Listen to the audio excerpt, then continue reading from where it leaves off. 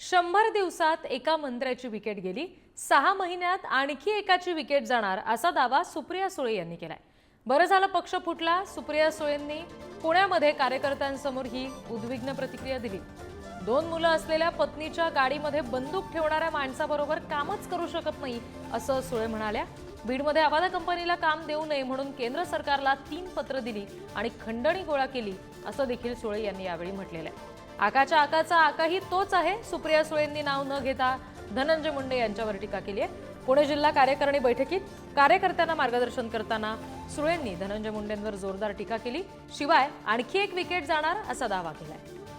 आणखी तपशील घेऊया, प्रतिनिधी बालाजी पोद्दार आपल्याशी जोडले गेलेत त्यांच्याकडून। बालाजी, सुप्रिया सुळेंचा रोख नेमका कोणाकडे होता याबाबत नंतर त्यांनी पुन्हा काही खुलासा केलाय का? नाही, नक्कीच ही जी आहे कार्यकर्त्यांची बैठक होती त्यामध्ये सुप्रिया सुळेंनी कार्यकर्त्यांना मार्गदर्शन करताना धनंजय मुंडे जे माजी मंत्री आहेत त्यांच्यावर जोरदार टीका केलेली आहे। बीडची परिस्थिती अतिशय विचित्र करण्यात ज्यांचा हात आहे ते हे नेते असल्याचं सुद्धा सुप्रिया सुळे यांनी म्हटलेलं आहे। कारण 2 मुलं असलेल्या बायकोच्या गाडीमध्ये बंदूक ठेवणारा सदग्रस्त आहे।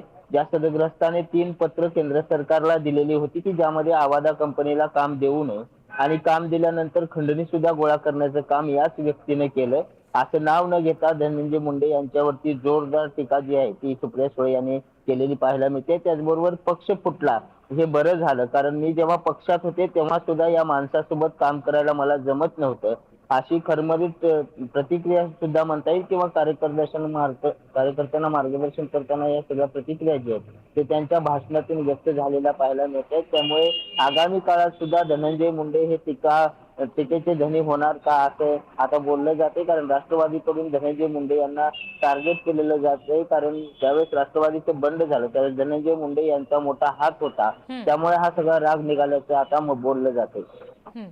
जी, निश्चित। धन्यवाद सगळ्या तपशिलांसाठी।